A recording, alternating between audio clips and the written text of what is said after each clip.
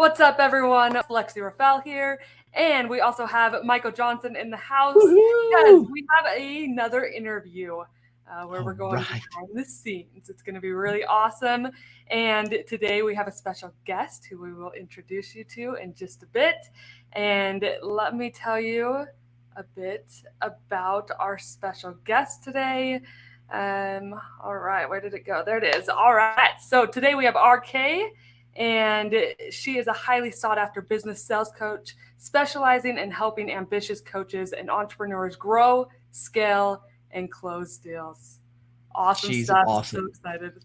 What did you say? I said she's awesome. I'm so excited to have her on the show. And we're going to jump right into that. Let's cue the intro and then we'll bring her on.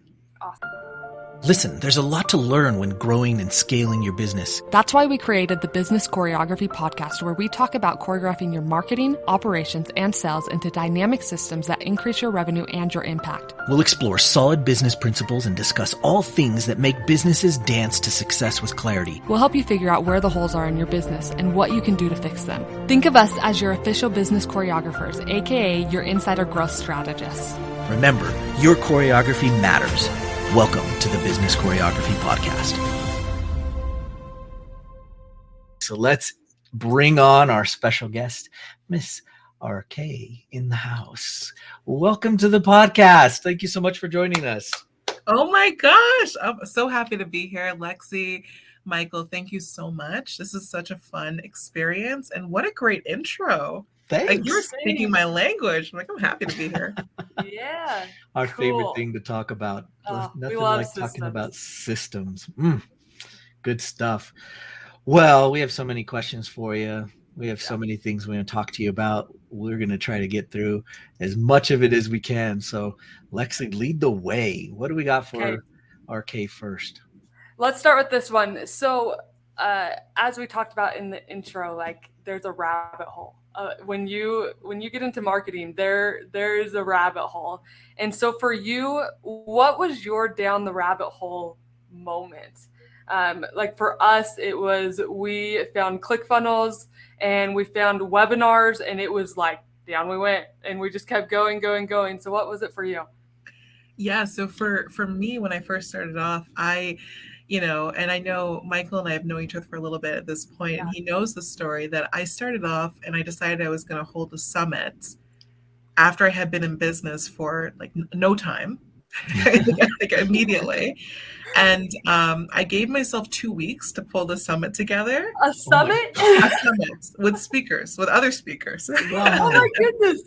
And I didn't know how to build a landing page. I didn't know how to market it. I didn't know how to, I didn't even know how to send out blast emails. Like, I didn't know how to send out emails. It was that bad because I had come from corporate and kind of transitioned over. And I heard that you needed to build an email list and you needed to, build this big audience. And so I thought the natural inclination of what I was hearing at that point in time, I just happened to get on the right webinar at the right time, was do a summit. And I was like, I can do that. I can do anything. Did it. And then, kind of continued down that cycle of, well, let me do another one. Right? Right. And so 4 summits later, I had an event, and this, like, true story, I had an event. It had, up to this point, it's been viewed over 9,000 times. Like, it had great turnout. Wow. Right? But the reality of that event was that I didn't monetize it. So yeah, I know it sucks. It sucks. So much opportunity, right? But the reason why it wasn't monetized was because I didn't know. I didn't have the strategy. I didn't know what I was doing. And because like so many entrepreneurs, when you're starting off, it's like you buy this, $27 item, this $47 item. You're a deal seeker trying to patch your business together like a quilt. Right. Right. And it just doesn't work that way. Like, it didn't work for me, at least, until I actually invested in myself and invested in my business to learn real strategies that would actually work and that resonated, and really stand up for how I wanted to help people and how I did not want to help people. Like, that part was absolutely key. So that was the summit piece was definitely a rabbit hole that I went into. And now I host events almost every month. So it's like, it was the right place for me. It just wasn't the right time. Right. Wow. Oh my gosh. Was your summit on sales? Is that how it started, or has it shifted to that? Yeah. So the first summit I ever had, I started off as a money coach. So I had just gotten done paying off like a tremendous amount of debt. I paid off $117,000 in 18 months. Wow. And just completely transformed my family's life. And that was the reason I was able to become an entrepreneur, right? If I had not done that, I would still be in corporate and still kind of doing the thing and still beating on the glass ceiling and trying to, elevate to the executive level and, probably not really getting there the way I wanted to. Right. And so being able to shift out of that and become an entrepreneur was like absolutely brilliant. Right. So that was the real shift for me, was kind of like making that change. And then I just, I started off as a money coach. I was helping people there, but it just wasn't where my heart was. Right. It really wasn't what I truly wanted to do. So my first summit was like the Money Matters Summit, right? Right. And God bless everyone that said yes to speak at that summit, because they had no idea who I was. Yeah. Like they couldn't Google me. They would come up with nothing. So like, kudos to them, because they just trusted me, and I had some big names, which I was very surprised with. And then, I did a secondary summit that was called Isolation Sucks, because I had a dear friend whose son was suffering from the implications of being isolated during the pandemic and the mental health pieces. And, I'm definitely not a person that goes like either way on that trajectory. I don't go down like the vaccine way or the other way. I don't have that conversation at all. But I did want to have a event where people had access to mental health care and had access to resources that were available, because a lot of mental health professionals were just book solid. Right. So I had a great network. I had amazing people. Like Mark Merrow was at that summit, and he's #1 speaker for anti-bullying and suicide prevention. And he came and joined us. Like, it was absolute fire. So we did that. I had another one immediately after that was called Money Meets Mindset. And then that one was the one that was just blew up. Wow. So, yeah. That's great. Holy cow. And summits, no less. There's a handful, a lot of parts, a lot of moving parts and pieces, and to be able to pull that off in short order must have meant that it was meant for you. For sure. Cool. You want to go to the next one, Michael? Yeah, let's move through to the next piece. We have so many things to ask. Okay. You want me to ask, or you want to ask? Yeah, you do it. Okay, I got it. Have you ever had to throw a Hail Mary in your business just to like keep going? We love to ask all of our people this, because there's so many entrepreneurs that are struggling and just trying to figure it out. And so for you, have you ever had to throw a Hail Mary? Yeah, I did. So right after the Money Meets Mindset Summit, I again had monetized it, and I had like a handful of clients that were paying and wasn't bringing in any substantial money. Definitely wasn't making up my income from when I was working in the bank. And I was kind of at this crossroads. Like, I had employees, I had people to pay. And I'm like, where is the money coming from? And so what I did is I locked myself in my office for a weekend, and I built out a strategy, and I said, I just want to help people in a different way. And I'm not entirely sure what that means yet, but I know it's not what I'm doing currently. And so I did that. I locked myself away. I built out a plan. I built out a 5-year plan. And I said, this is what I actually want to accomplish. These are the dreams that are scary, the ones that I'm not even sure that I could vocalize out loud to other people, because they might think I'm crazy. Right. But this is what I'm going to do. And then I kind of reverse engineered them. And the next day I hired a business coach with no money.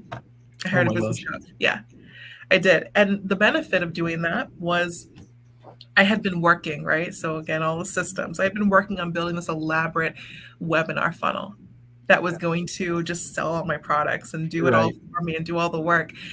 And after hiring the business coach, I ended up selling out my next group coaching program without actually ever releasing the funnel. Wow. And so it was a 2-pronged thing. It was, well, I worked really hard on this and I really wanted to see it in action. And then the other side was like, did I actually have to spend all that time doing this when there was a system I could have used to get there faster? Right. So it was definitely two-pronged, but that happened. But what happened very quickly after that is I got burnt out because I was exchanging time for money. Oh yeah. And it was like every single client I was taking care of was a direct reflection of how much time and energy I was putting into the business. Right. And so that was another shift that had to happen. Right. So now I'm making, 10K months and I'm making great money and things are kind of coming and I'm wanting to scale, but I know I can't scale like this. Right. So kind of took a week off, told my clients, like, we got to take a break for a moment. And, kind of put them on an off week and then resettled, hired another business coach. Wow. And then now I have a different approach. Nice. Was able to niche down, was able to really determine exactly how I want to help people, which is so interesting because today I'm a business sales coach and I help people by teaching them conversational sales. Right. So I help them by helping them navigate the decision-making process for their clients. Yeah. And doing so without scripts and without cold DMs and without all the old school sales tactics that don't work for today's sophisticated buyers. It just doesn't work. People are so onto that nonsense, they immediately repelled by it. Right. And it's exactly what I was doing when I worked in banking and finance. I was teaching sales training. Right. I rolled out programs across enterprises at big banks and small banks and an insurance company. Right. And for some reason, I don't know why it wasn't the natural thought when I came into becoming an entrepreneur. Yeah. Wow. So interesting. So interesting. Very cool. What was the marketing principle that changed the course of your business? Because you talked about like you changed to the group coaching side of things and you changed what was happening, but what was that marketing principle that changed business? So the principle for me that changed everything was that I truly believed I could help everybody. Right? I believed that my message could help everybody. And I'm like, well, everyone can benefit from what I'm doing. It's not just one person or a group, a small niche of people. And I realized that by niching down and by reducing my message and actually calling out my target audience in my message, in my content, whenever I blogged or whenever I went on a podcast or whenever I, would post on social, wherever it was, or I went live, whenever I spoke, I wanted people to feel like they were being called out, the people that need to be called out. And I also want to repel the people that need to be repelled. Because if your strategy is cold DMing and sending out 1,000 messages a day, I don't want you as my client. Like we're not going to vibe. Right. And like that was something that I had to lean firmly into, was the message and the process is not for everyone. Right. But there are millions of buyers out there for the process. Right. So by speaking to a smaller demographic, a smaller group, you're actually able to speak more deeply to them. Right. And your message resonates in such a deep and meaningful way that when they're scrolling, they just stop. They stop in their scroll. They feel like they're being called out. It's a really beautiful thing. Lovely. What are your thoughts? We get this a lot, but we hear this frequently and it makes us chuckle. But what are your thoughts on someone saying they don't need marketing right now? Well, I'm working on my business, but I don't need marketing. We hear it all the time and we just laugh and we just go, oh my gosh, wow. Yeah. I think you saw my expression like, what? Marketing is the core of every business. Right. Marketing is the core of it. If you don't know how to position your business, if you don't know how to share your business or get the word out about your business to other people, marketing comes to in every, there's not a single portion of what we do that I can't bring marketing into. Right. Even, down to the smallest little bit of your business, marketing is ingrained throughout it. Everything you do is ingrained in the marketing. So for someone to say I don't need marketing right now is almost to say I don't need my business right now. Right. It's the same. I love it. I love it. We agree. We agree. Totally agree. We teach this cool little acronym. We call it OLE. Stands for Operating System, Lead Generation System, and Evaluation System. And we believe that from a big picture perspective, you have to have all three of those systems in, and you kind of have to build them in a particular order. So we want to ask you some questions about your operating system, your lead generation system, and your evaluation systems that you have implemented. So why don't you take the first one, Lex? Okay, I will. At what point did you realize having a marketing system was more important than just running a one-time tactic? Yeah, no, I think it was when I got burnt out, really. It was like during that period of time where I was like, this is not fun. And by the way, where are the next round of customers coming from? What happens after this is done, right? So it was at that point that I said, I need to take a moment. I hired the business coach. I hired this person who, was an expert in elevating people in this way. And I said, let me learn from you, which is something that I think people need to lean into more in the business world, is investing in themselves. Right. It's almost like it's a badge of honor that you figured it out over the course of 3 years. And I'm like, well, how much money did you lose? Right. By trying to figure it out over 3 years. What happened? Yeah. So it was during that period of time that I really had to lean into that I needed a great system that worked. And I did not want to do it the same way everybody else was doing it. Right. I don't want to post the same post that everyone else is doing, because I just sound like more same in the ocean of marketing, in the ocean of social media. And that's just not what I'm about. I'm very different from any other sales coach. No one has my process. No one uses my strategy. Right. And my strategy works differently from everyone else's. There's no manipulation tactics. There's no, feeling the pain and twisting the knife. There's none of that nonsense. And so for heart-centered sellers, they're going to resonate more deeply with that. But if I use the same marketing strategy that everybody else uses, it just doesn't work. So I love that philosophy. And I'm sure you've talked about it before, the, blue ocean strategy, right? That's 100% where I want to be. I don't want to be the red ocean. Right. Cool. What's your core, if you don't mind us asking, what's your core product in your business? Yeah, phenomenal. I have a mastermind. So I have a revolving mastermind that people are able to hop into at any point in time. And it's built up very differently than what other people currently do. This is a holistic process, because here's the reality. I realize that people are going to, even if you're the best salesperson in the world and you can rock any sales call, you still need to get in front of clients. Right. And so I've structured my program to help people be able to get in front of their target audience and then help them navigate the decision-making process. And we do that from a combination of one-to-one. There's one-to-one aspect within my program. We do that from a combination of group coaching, tactical coaching. And we also have role play practice that happens every single week. So people can actually practice. We just got off that before getting onto this podcast tonight. And we also have some coaching corner aspect as well. People can come for Q&A. Cool. On top of that, there's kind of that support that's always there from a Facebook group environment, and people can reach out for questions whenever they have them. So the level of service and support is so much deeper than what's typically out there. Cool. Love that. That's awesome.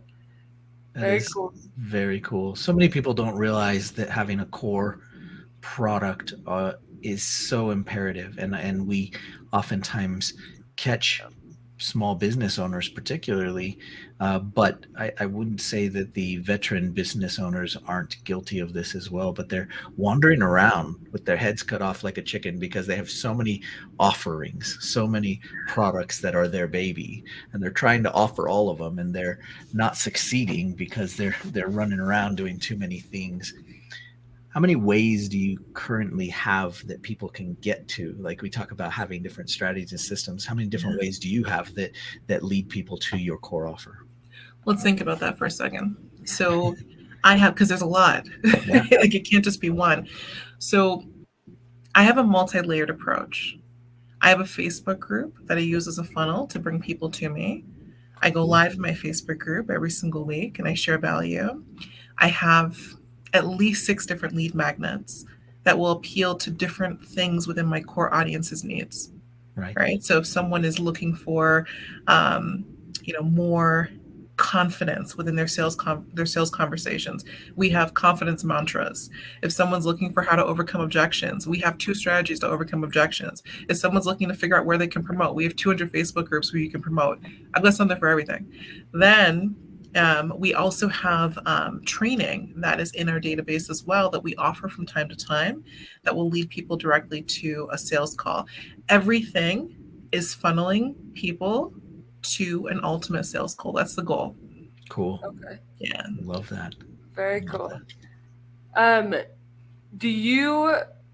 So I guess everything leads to a sales call. Do you prefer one-on-one selling rather than one-to-many?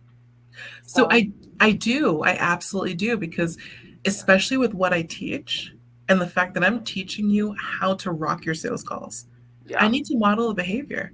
I need to show you exactly what's going on and why you're feeling a certain way at different points. And when you're not, really owning up to how you're truly feeling at a certain point, right? Like we gotta go deep.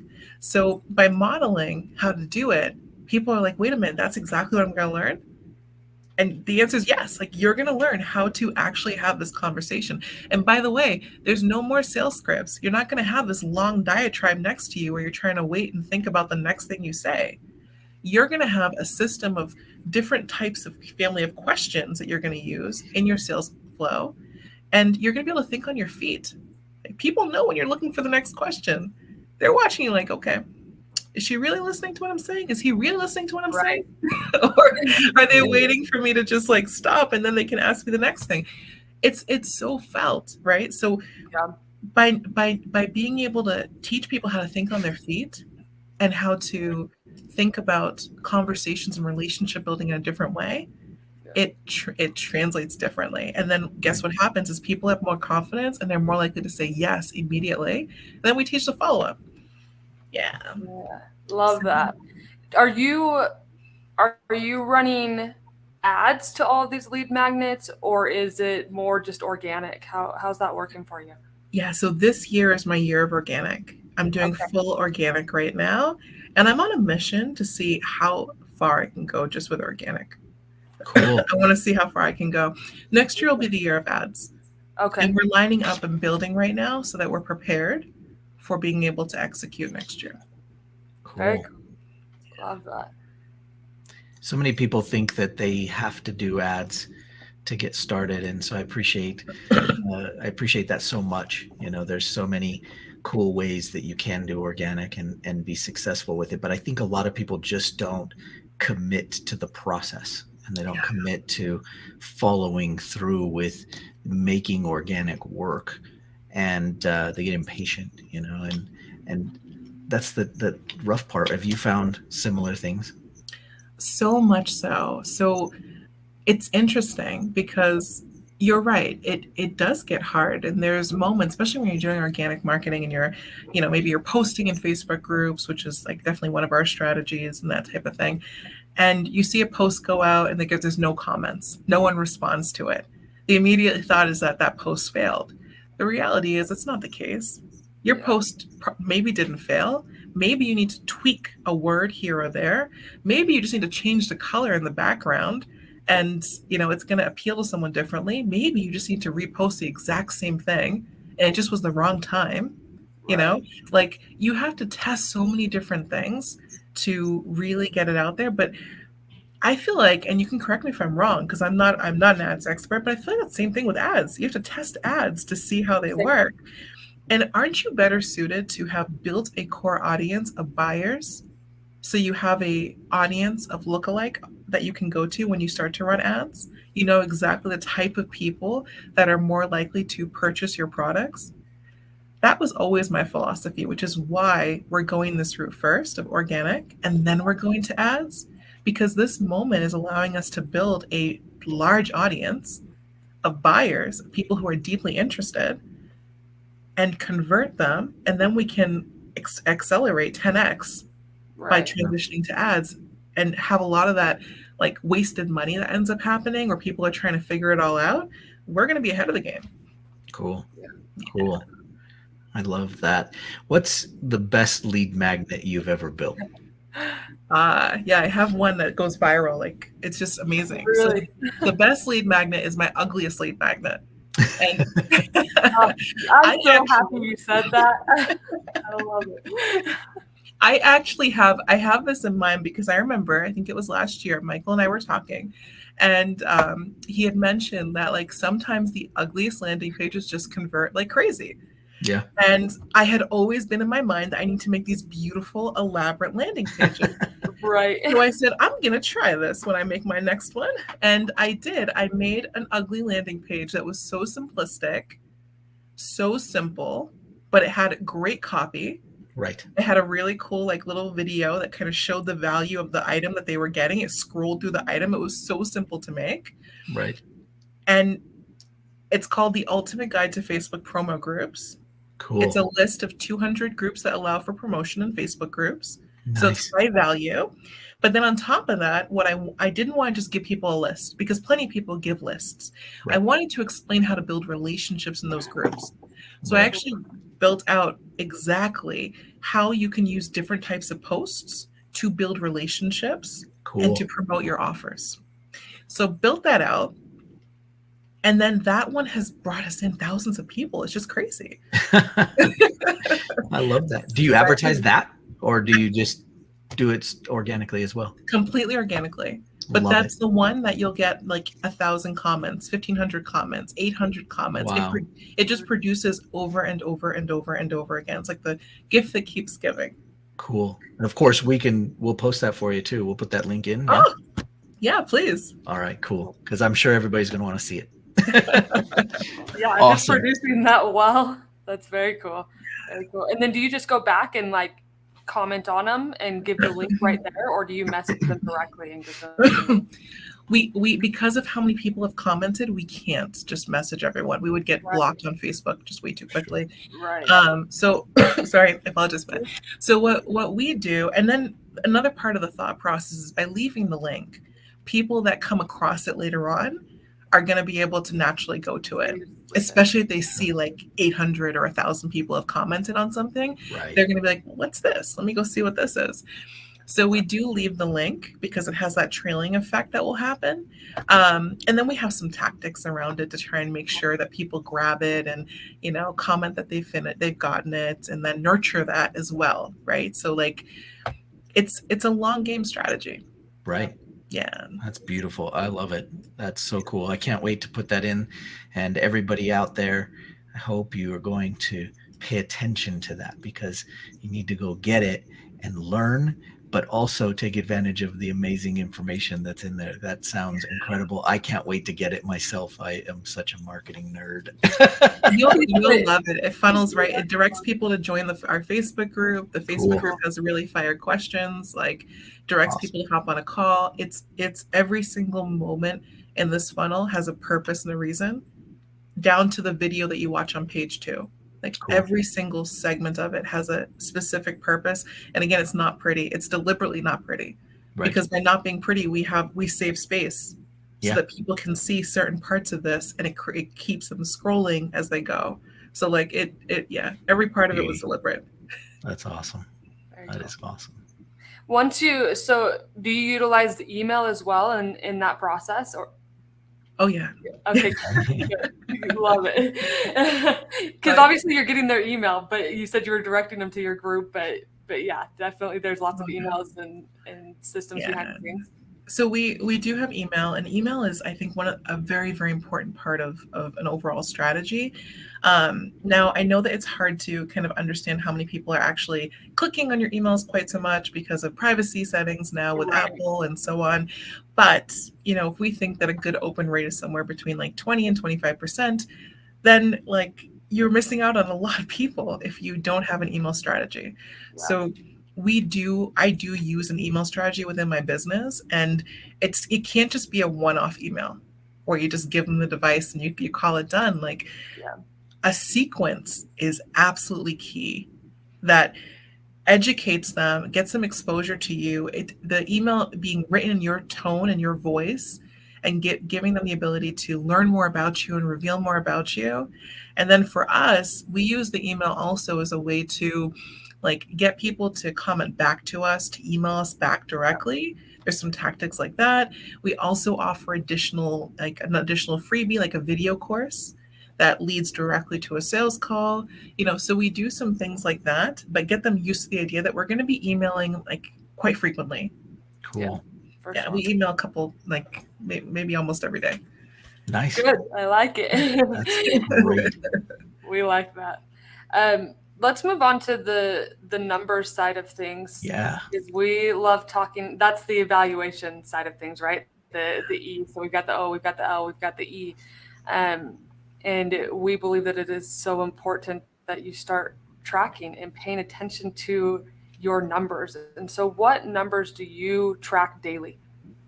Yeah, so daily I look at how the lead magnets are performing. I look at how many people are going to the page and how it's converting. Right? So I'm looking at like how many people are clicking on the page and how many people are actually signing up. Because that for me, I want that number to be over 12%. 12% is supposed to be good. So I, of course, want to be better than good. Of course. And so that's how I measure my lead magnets. I kind of keep that 12% threshold and say I want to be over that for all of them. If something's underperforming, that to me tells me there's a copy opportunity. So I'm going to look at the copy and I'm going to see how I can optimize it. Then I'll take a little bit more time and just kind of keep getting closer and closer and closer. And I have to be real, okay? I can't tell you everything about my business is perfect. It's not. Like I find little things here or there. I found an issue with my call setup the other day where like there just wasn't enough notifications going out. But this is part of the process. It's part of optimizing. It's part of going in and looking, right? Like, so if we realize we have a large number of people who are not showing up on calls, like we found we had a no call opportunity. And I was like, people don't just naturally not show up on calls, right? There's going to be a percentage of people that don't show up. It's not going to be a large percentage. So let's look at our process and understand where that could be happening. And we were able to identify that by adding in a few different calendar alerts that would happen, right? And email alerts that would happen, that would help to reduce that. So now we're tracking to see how that has impacted and if we've created enough touch points to reduce our no call show. So like it's all those little things. And one thing, I don't know if it's just like I like the analytics or the numbers or that type of thing because I'm a little bit of a nerd, but you have to find joy within that process. Like what lights you up, right? Because there are hard moments. It's hard to see a post fail. It's hard it's hard to see a lead magnet that's like having tons of people go to it and no one's signing up for it. And you're like, well, what just happened here? What's wrong with it, right? You start to internalize. Yeah. And there's one piece of advice that I can give that I gave to my mastermind 2 weeks ago. And one person in my mastermind, 2 people actually, took it to real heart. And what happened after I gave this advice, and I'll tell you what the advice is after. What happened after I gave this advice is that person then went on she had one person enrolled in a group coaching program. She was a little bit down about it, right? And she's like, well, I'm not really sure what's going on, what happens. Gave her the advice. The next week, she had 30 people enrolled in her group coaching program. Yeah. So there's like one note to take on this. Take the note, okay? The piece of advice I gave them all was that we need to choose our leadership style within our business. We need to choose the type of leaders we're going to be.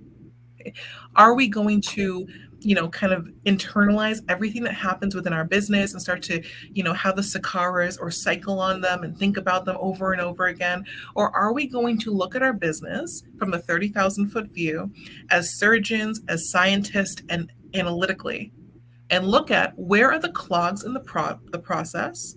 Where are the roadblocks? What can we tweak? What small tweaks can we make? And how can we test what has happened based upon those tweaks? Right. And I gave that advice to one person. Again, she went on, sold out her program. She understood the assignment. 30 people is ridiculous.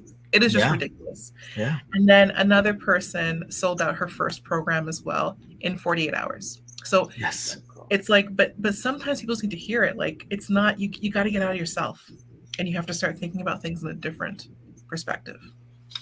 Wow. Yeah, totally. So the lead magnet, you got the lead magnet side of things. Are there other numbers that you track as well that you're paying attention to, like how many sales calls you're getting and that kind of stuff? Yeah, no. So I have. Okay, I'm not sure how scary we're going to make it for people. Well, actually, let me jump in. Yeah, she loves the scary, but here's the thing. Part of our journey in creating marketing choreography was coming to the realization, much as you have as well, that so many people out there were teaching a piece of the marketing. Yeah. And we went and followed right along, as good students do, as so many I'm sure that are listening. Good students were going to do what they told us. And then we found ourselves at this place where we had done all these really good things that were literally correct, but we had this hodgepodge Frankenstein thing going on. Yeah. And we just got so angry about it and maybe a little jaded. And we said, you know what, that's got to stop. That has got to stop, because in efforts to not scare people away, people have started teaching just pieces and parts. And now we're building or passing on this idea that you should build a Frankenstein of a business. And that's not how it has to be.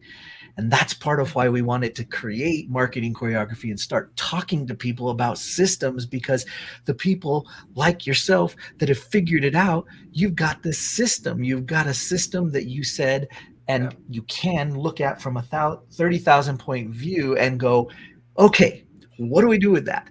Whereas most people are doing these like offshoots and one thing here, one thing there, and trying to piece it or sew it together somehow. So yeah, I don't mind. I don't think we're going to scare them, because if they're listening to our podcast already, if they're listening to this show and have been in our community, then they've started to realize that this is massively important. So fire away, scare the heck out of them. All right, let's do it, baby. Let's do it. Okay. So one of the tools that I realized earlier in was that, a lot of people look at sales as a numbers game, right? Like, look at sales as a numbers game. Yeah. And I don't look at sales as a numbers game. I look at lead generation as a numbers game. And so to bring in the amount of leads that would, they always say, like, if you hop on a sales call, 1 in 10 should say yes, right? So I kind of kept that in my mind as I was creating this. And I created a little calculator that would show me the different activities that I should do each week, right, to get to however many sales calls it would take to close, like however many deals I want to close, right? So for instance, if I want to close, 5 deals this week, I need to get on X amount of 50 sales calls. And then my journey is that I want to beat that number, right? Because my closing rate is higher than 10%. Right. So I created a calculator, and I use that calculator. And that's one of the things that we use within our business is we can say, this week we're going to do these types of engagement posts. We're going to do these types of promotional posts. We're going to do these types of value posts. And we're going to do this number of them in these different groups, because we created a system for it. And so you don't necessarily need a calculator to do that for you. You can work that out and throw it into a spreadsheet or throw it into a Google Doc and say, this is what I'm going to be working on each week, and then kind of create your own numbers behind it. But that part was really important, because we have to take, again, the emotion out of it. We have to have a strategy that's in place that doesn't allow us to emotionally make decisions for our business, because our emotions are not safe. Like, they're just not in that way. I mean, not when it comes to, because the minute that we see something that's not going well, we might start feeling bad and say, well, I'm just not going to do that for today, right? I'm not going to do this part right now. And so by having a system where you can take that out of it and look at it from a bigger view and say, this has nothing to do with me, this is the strategy. The strategy is not working at this moment in time. Let me make a tweak so I can fix this and get back on track. It changes the whole dynamic. So that's one thing that we do as well that allows us to track. We also track our number of comments, like that we're getting on posts. So we can see what copy is working and what copy is not working or not performing quite as well. This does change cyclically for some reason. So I'm not quite sure why yet. But depending upon when it is right in the year, it seems to change what people want to hear. Right. I'm sure as time goes on, I'll have more insight as to why that is. But for now, we're just kind of tracking it and seeing, okay, what are people responding to right now? Right. And then we're just doing more of what they need to hear. Right. Yeah. That's Very such a cool. commitment to the system. I love that. And it's such a commitment to getting inside the mind of your ideal client, your niche. And I think a lot of times in the beginning stages, businesses and people that are starting their businesses, they just don't believe that you have to actually do that. And you do. You have to dig in, and you have to know your customer. You have to know your client. And it's not okay, I know them, I'm done. And it's continuous, and it's growing, and it's evolving, and you spoke that beautifully. I love it. It's really cool. We do market research. Like the team and I do market research all the time. Yeah. Like all the time. We're surveying. If we host an event, there'll be no less than like 9 to 10 polls that will happen during an event that are planned out, that are strategized ahead of time to really understand exactly where people are, because then we can curate that event more towards what people need to hear, but we can also better understand where we're shaping to go, right? Like where are we going? So that was, and especially when it came down to niching down and really understanding how I wanted to help people, I didn't make a firm decision that I wanted to be a business sales coach until I think 3 months of straight surveying. We were offering people anything. Do you want this book? Do you want this thing? Please answer the survey. Whatever you want, just answer the survey. I love that. Like we were, like nonstop, because I really wanted to understand what it was and what language people needed to hear to make a decision and to really get them where they were, right? That's cool. That is very cool. Wow. Do you have any more questions, Lexi? I don't. Do you have any more questions? Oh my gosh, I probably have about. Well, okay, yeah, I have like 100 more questions. We could talk for hours. Well, let's go with this. Besides the cool lead magnet that we'll drop that we talked about, we'll put that in the description for everybody.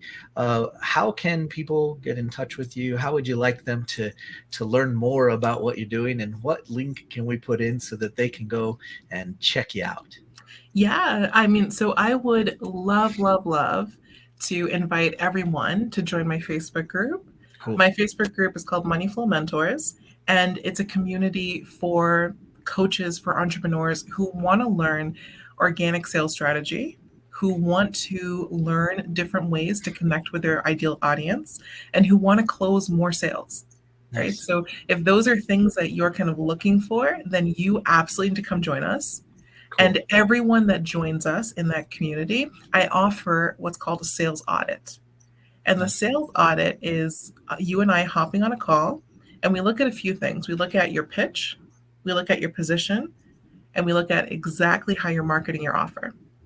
And then from there, we create a customized strategy for you.